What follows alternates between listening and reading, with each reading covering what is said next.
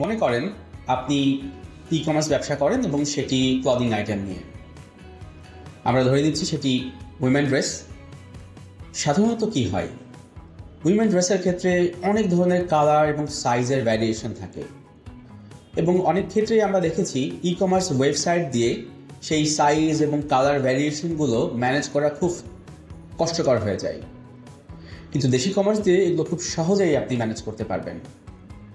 আপনার কালার এবং সাইজ যাই হোক না কেন, প্রত্যেকটি কালার এবং সাইজের জন্য, এর কম্বিনেশনের জন্য আপনি ডিফারেন্ট প্রাইস, ইনভেন্টরি সেট করতে পারেন, এমনকি এসকিউ সেট করতে পারেন।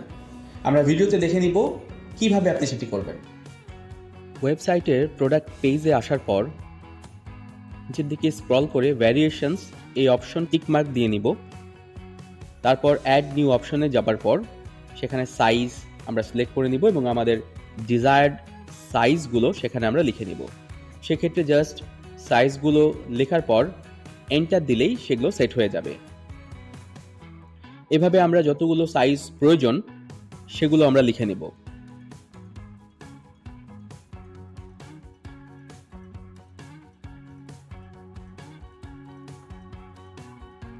সাইজ অনুযায়ী আমরা কোয়ান্টিটি এবং এসকিউ সেট করে নিতে পারি। একই সাথে আমরা প্রাইসগুলোও কিন্তু চেঞ্জ করতে পারি। প্রতিটি সাইজের জন্য ডিফারেন্ট প্রাইস আমরা সেট করতে পারি। অ্যাড নিউ অপশনে যাবার পর আমরা এবার কালারটা সিলেক্ট করে নিচ্ছি এবং পছন্দের কালারগুলো আমরা এখানে সেট করে নেব। আগের মতোই কালারের নামগুলো লেখার পর এন্টার দিলেই সেগুলো সেট হয়ে যাবে।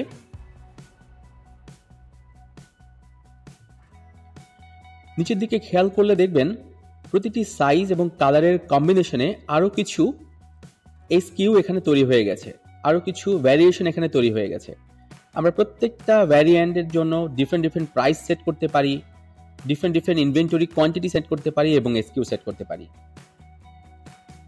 এরপর আমি দেখে নিলাম সব ঠিকঠাক আছে কি। তারপর এটি আপডেট করে নিব, সেভ করে নিব। সেভ হয়ে গেছে। এরপরে ভিউয়ে যাবার পর সেই প্রোডাক্টের পেজটি আমরা দেখব এবং সেখানে দেখছি আমরা যে সাইজগুলো এবং কালারগুলো সেট করেছি সেগুলো এখানে শো করছে। এখন আমরা একটা অর্ডার করে চেক করে নিব প্রপার সেটি কাজ করছে কিনা। আমরা একটা সাইজ বেছে নিচ্ছি এবং একটি কালার আমরা বেছে নিচ্ছি। সেটি অ্যাড টু কার্ট করার পর আমরা সেটি অর্ডার প্লেস করতে যাচ্ছি। ডিস্ট্রিক্ট এবং এরিয়াগুলো আমরা সিলেক্ট করে নিব। অ্যাড্রেসটি লেখার পর নাম এবং ফোন নাম্বারগুলো আমরা লিখে নিব।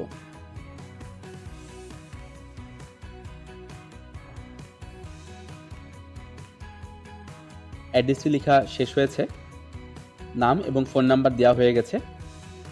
এখন আমরা নেক্সট বাটনে ক্লিক করব। এবার আমার সামনে প্লেস ইওর অর্ডার বাটন আসছে। ক্লিক করার পর অর্ডারটি কনফার্ম করে নিলাম। এখন অর্ডার স্লিপটি জেনারেট করার পর দেখছি যে আমার প্রপার সাইজ এবং ভ্যারিয়েশনগুলো নিয়ে অর্ডারটি প্লেস হয়েছে। আমি অর্ডার থেকে চেক করে নিব এটা প্রপারভাবে কাজ করছে কিনা।